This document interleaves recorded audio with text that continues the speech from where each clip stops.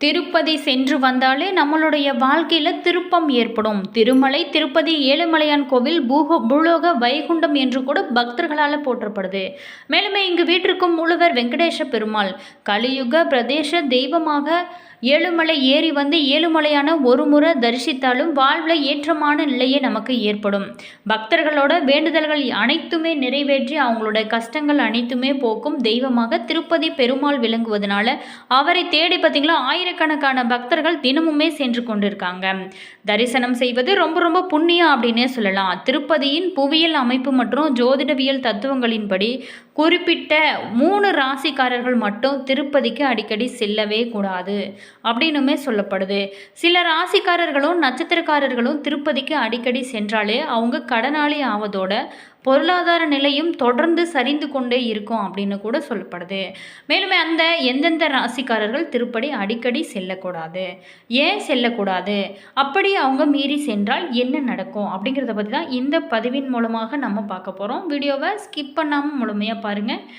இது உங்களுக்கு பயனுள்ள ஒரு தகவல்களை கொடுக்குங்க. வீடியோ பிடிச்சிருந்தா லைக் பண்ணுங்கள், கமெண்ட் பண்ணுங்கள், ஷேர் பண்ணுங்கள். நீங்கள் இந்த சேனலுக்கு புதியவராக இருந்தால் மறக்காமல் சப்ஸ்கிரைப் பண்ணிட்டு கூடவே இருக்க பெல் ஐக்கானையுமே ப்ரெஸ் பண்ணிட்டு வாங்க வீடியோக்குள்ளே போகலாம். திருமலை, திருப்பதி, திருத்தலம் திருமாலோட 108 திவ்ய தேசங்களில் ஒன்றாக இருக்குங்க. இருந்தாலும் மற்ற எந்த திவ்ய தேசத்திலுமே இல்லாத வகையில் ஆச்சரியங்களும் அதிசயங்களுமே நிறைந்த ஒரு மலையாக திருமலையானது இருக்கிறது. திருமலையும் சரிங்க, திருமலையில் குடிகொண்டிருக்கும் வெங்கடேச பெருமாளும் சரிங்க, மிக அரிதான அபூர்வமாக சந்திரகாந்த கல்லால் உருவானது. அதனால தான் இந்த மலைக்கு செல்வத்தையும் தெய்வீக சக்தியையும் பக்தர்களை ஈர்க்கும் தன்மையுமே இருக்கு. பூமியிலேயே சந்திரனோட ஆற்றல் பார்த்தீங்களா உச்சம் பெற்று இருக்கும் இடமாக திருப்பதி இருப்பதனால தான் இது சந்திர பரிகார தலமாகவும் விளங்குது அப்படின்னு சொல்லப்படுது. மேலுமே திருப்பதி சென்று வந்தாலே நம்மளுடைய வாழ்க்கையில் பல்வேறான மாற்றமும் ஏற்றமும் ஏற்படும். திருப்பதி சென்று திரும்பி வந்தாலே பண கஷ்டங்கள் உள்ளிட்ட அனைத்து கஷ்டங்களுமே நீங்கிவிடும் என்பது ஐதீகம்.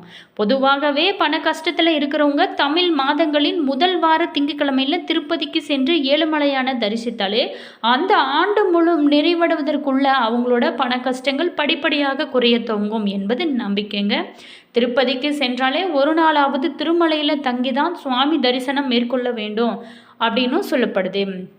பூமியிலேயே சந்திரனோட ஆதிக்கம் நிறைந்திருக்கும் இடம்தான் திருப்பதி. அப்படிங்கிறதுனால தான் மனோகாரகனான சந்திரனோட ஆசையை பெற வேண்டும், சந்திரனோட அதிர்வலைகளை பெற வேணும் அப்படிங்கிறதுக்காக திருப்பதியில் தங்க வேணும் அப்படின்னு நம்மளுடைய முன்னோர்களும் சரிங்க, ஆன்றோர்களும் சொல்லியிருக்காங்க.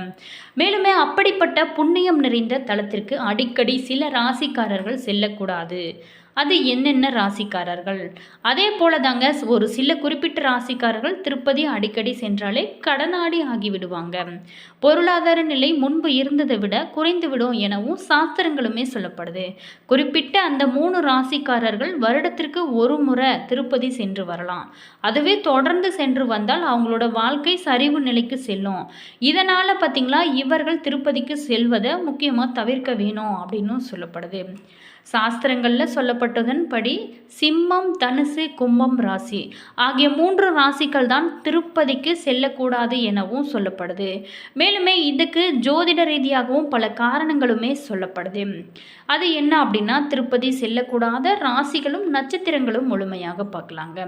சிம்மம், தனுசு, கும்ப ராசிக்காரர்கள் மட்டுமல்லங்க, இந்த லக்கணக்காரர்களுமே திருப்பதிக்கு அடிக்கடி செல்லக்கூடாது எனவும் சொல்லப்படுது. இது தவிர பூரம் நட்சத்திரம், துலாம் லக்கணம் ஆகியவற்றில் பிறந்தவங்களுமே திருப்பதிக்கு போகக்கூடாது அடிக்கடி அப்படின்னு கூட சொல்லப்படுது. இந்த 3 ராசிக்காரர்களும் பொதுவாகவே சந்திரனால் பாதிக்கப்படுவதாக சாஸ்திரங்கள் சொல்லப்படுது. ஜோதிடத்தில் சூரியன் தந்தையாகவும் சந்திரன் பெண் கிரகமாகவும் சொல்லப்படுறதுனால கடகராசியின் அதிபதி சந்திர பகவான் அல்லவா. ரோகிணி, அஸ்தம் மற்றும் திருவோணம் நட்சத்திரங்கள் சந்திரனோட நட்சத்திரங்களாகவும் சொல்லப்படுது. ஏன் அப்படி திருப்பதி சொல்லக்கூடாது அப்படின்னமா, ஒருவருடைய ஜாதகத்தில் சந்திரன் பலமாக இருந்தால் அவங்களுக்கு நல்ல யோகம் கிடைக்கும். ஜாதகத்தின் லக்கண வீட்டில் சந்திரன் இருக்கிறதுனால அந்த நபர் பார்ப்பதற்கு அழகாகவும் வசீகரமாகவும் கற்பனை திறன் மிக்கவராகவும் உணர்திறன் உடையவராகவும் இருப்பாங்க. பெரும்பாலுமே இவங்க பார்த்திங்களா கலை சார்ந்த துறைகளிலும் ஆர்வம் கொண்டவர்களாக இருப்பாங்க. அதே சமயம் ஜாதகத்தில் சந்திரனோட நிலை பார்த்திங்களா பலவீனமாக இருந்தால் அந்த நபரோட மனநிலை பார்த்திங்களா பலவீனமாக இருக்கும்.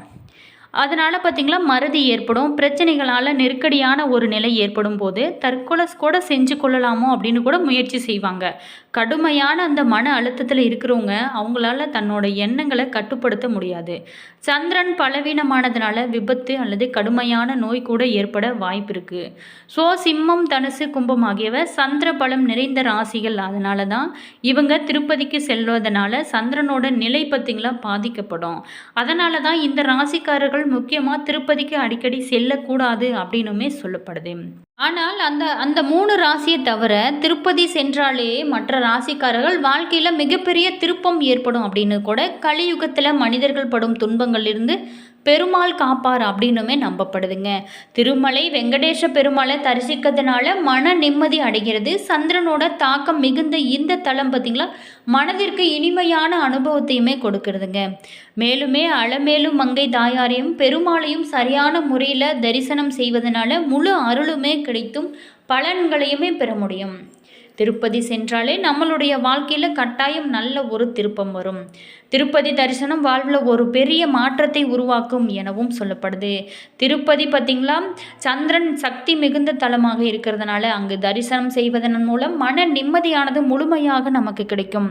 மேலுமே துன்பங்களிலிருந்தும் நமக்கு பாதுகாப்பு கொடுக்கும். கலியுகத்தில் மனிதர்கள் எதிர்கொள்ளும் கஷ்டங்களிலிருந்து பெருமாள் நம்மை முழுமையாக காப்பார். இவ்வளவு புகழ்பெற்ற திருப்பதி ஏழுமலையான் கோவில் பார்த்திங்களா முதல்ல தமிழகத்தின் தொண்டை மண்டலத்தை ஆண்ட தொண்டைமான் இளந்திரையன் என்பவரால் கட்டப்பட்டதுங்க. போகு 7ஆம் நூற்றாண்டில் இருந்தே உள்ளதாக பல்லவ, சோழ, பாண்டிய, சாளுக்கிய மற்றும் விஜயநகர மன்னர்களோட கல்வெட்டுகள் மூலம் அறிய முடிகிறது அப்படின்னும் சொல்லப்படுது. பொதுவாகவே ஒருவருடைய ஜாதக கட்டத்தில் சந்திரன் பார்த்திங்களா சரியான இடத்துல அமைஞ்சிருச்சு அப்படின்னா அவர் கட்டாயமாக யோகக்காரனாகத்தான் இருக்க முடியுங்க. நம்மளுடைய இந்தியாவில் சந்திரனின் தாக்கம் பார்த்திங்களா அதிகமாக இருக்கும் பகுதி தான் திருப்பதி மலை தாங்க. அதாவது சந்திரனோட ஒளிக்கதிர்கள் அதிகமாக படும் இடம் அப்படின்னும் சொல்லப்படுது. இதனால தான் இங்கு செல்வ வளம் எப்போதுமே நிறைந்திருக்கிறது அப்படின்னு கூட சொல்லப்படுது. இதோடு மட்டுமல்லாமல் இந்த இடத்துல ஸ்ரீ ராமானுஜரின் எந்த சக்கரங்கள் பாதிக்கப்பட்டிருப்பதும் ஒரு காரணமாகவும் சொல்லப்பட்டிருக்குது. இந்த கோவிலுக்கு சென்று வந்தாலே நமக்கு இருக்கும் ஜாதக தோஷம் இருந்தாலும் சரிங்க, செய்வினை தோஷமாக இருந்தாலும் சரிங்க, புத்திர தோஷமாக இருந்தாலும் சரி, அதற்கான விரைவான தீர்வு கிடைக்கும் என்பதில் எந்த ஒரு சந்தேகமுமே இல்லைங்க. அது மட்டும் இல்லாமல் திருப்பதிக்கு நடைபாதையாக நடந்து செல்கிறவங்க மேல் நோக்கி தலை பார்த்திங்களா நிமிர்ந்து நடந்து செல்வதனால நம்மளோட உடலில் இருக்கும் மூலாதார சக்கரங்கள் சீராக இயங்கி தொடங்குகிறது. தோல் பிரச்சனை உள்ளவர்களும் சந்திர புத்தி உள்ளவர்களுமே திருப்பதி மலை மேலே நடந்து சென்று வந்தால் மிக மிக நல்லதாகவும் சொல்லப்படுது. குறிப்பாகவே திங்கட்கிழமை அன்னைக்கு திருப்பதிக்கு சென்று தங்கினாலே அதிகப்படியான பலன்களை நம்மளால் முழுமையாக பெற முடியும். இவ்வளவு புகழ்பெற்ற திருப்பதி திருமலை கோவில் பார்த்திங்களா பல அற்புதங்களுக்கு பெயர் பெற்றிருக்கு. இந்த கோவில் இந்தியாவில் மட்டுமின்றி உலகம் முழுவதுமே பிரசித்தி பெற்ற புனித யாத்திரைகளில் இதுவும் ஒன்றாக சொல்லப்படுது. விஷ்ணுவின் அவதாரம் என்று நம்பப்படும் ஸ்ரீ வெங்கடேஷ பெருமானுக்கு இந்த கோவில் பார்த்திங்களா அர்ப்பணிக்கப்பட்டுள்ளது. இந்த கோவில் எங்கே இருக்குது அப்படின்னா ஆந்திர மாநிலம் சித்தூர் மாவட்டத்தில் அமைந்திருக்குங்க. முதல்ல நமக்கு திருப்பதி அப்படின்னாலே நினைக்கு வருவது 7 மலைகள் தாங்க. இந்தியாவில் பணக்கார கோவில்களில் முதலிடத்தில் இருக்கும் திருப்பதி சுவாமியை தரிசிக்க பக்தர்கள் பல மணி நேரம் காத்திருக்க கூட தயங்குறதில்லை. அப்படி பெருமாளை தரிசிக்க வேணும் அப்படின்னாலே 7 மலைகளை கடந்து தான் செல்ல வேணும் அப்படின்னு சொல்லப்படுது. இப்படி மலைகளை மையமாக்கி பெருமாள் இருக்கிறதுனால தான் இவருக்கு மலையப்பர், ஏழுமலையான், மலைக்குனிய நின்றான் என்ற சிறப்பு பெயர்களுமே இருக்குங்க. இந்த திருப்பதி பார்த்திங்களா 7 மலைக்கான சிறப்பம்சங்கள் ரொம்ப ரொம்ப புனிதமானதாக சொல்லப்படுது. நாம் திருப்பதி செல்லணும் அப்படின்னு நினச்சா உடனே போக முடியாதுங்க. வெங்கடாஜ பெருமாளோட அருள் இருந்தால் மட்டுமே நிச்சயமாக நம்ம கோவிலுக்கு போக முடியும். என்ன நண்பர்களே, திருப்பதி அடிக்கடி செல்லக்கூடாத 3 ராசிக்காரர்கள் யார் யார் அப்படின்னு பார்த்தோம். இந்த வீடியோ உங்களுக்கு நிச்சயமாக பயனுள்ள ஒரு தகவல்களை கொடுத்துருக்கோம் அப்படின்னு நினைக்கிறேன். முக்கியமாக சிம்மம், தனுசு, கும்பம் ராசிக்காரர்கள் அடிக்கடி திருப்பதி செல்லக்கூடாது. வருடத்திற்கு ஒரு முறை செல்வது தான் சிறப்பு அப்படின்னு சொல்லப்படுது. வீடியோ பிடிச்சிருந்தா லைக் பண்ணுங்கள், கமெண்ட் பண்ணுங்கள், ஷேர் பண்ணுங்கள். நீங்கள் இப்போ தான் நம்ம சேனலுக்கு புதியவராக இருந்தால் மறக்காமல் சப்ஸ்கிரைப் பண்ணிட்டு கூடவே இருக்க பெல் ஐக்கானையுமே ப்ரெஸ் பண்ணிக்கோங்க. அப்போ தான் நாங்கள் போகிற ஒவ்வொரு வீடியோவுமே உடனுக்குடன் நோட்டிஃபிகேஷனாக வந்து சென்றடையும். உங்களோட கருத்து என்ன அப்படிங்கிறத மறக்காமல் கமெண்ட் பாக்ஸ் செக்ஷனில் பதிவிடுங்க. அதே மாதிரி உங்களுக்கு ஜோதிட ரீதியான ஏதாவது சந்தேகங்கள் இருக்குது, தனிப்பட்ட ஜாதகத்தை நீங்கள் கணிச்சு பார்க்கணும் அப்படின்னாலும் இந்த வீடியோவுக்கும் கீழே டிஸ்கிரிப்ஷனில் ஸ்ரீ வராகி அம்மன் வாட்ஸ்அப் நம்பர் கொடுத்துருக்கோம். நீங்கள் அதுக்கு கால் பண்ணி கேட்டு பாருங்கள். தாராளம் உங்களுக்கு கட்டாயமாக நல்ல தீர்வு கிடைக்கும். அதே மாதிரி உங்களோட ராசி என்ன அப்படிங்கிறதையும் கமெண்ட் பாக்ஸ் செக்ஷனில் பதிவிடுங்க. ஆல் விவோஸ், தேங்க்யூ.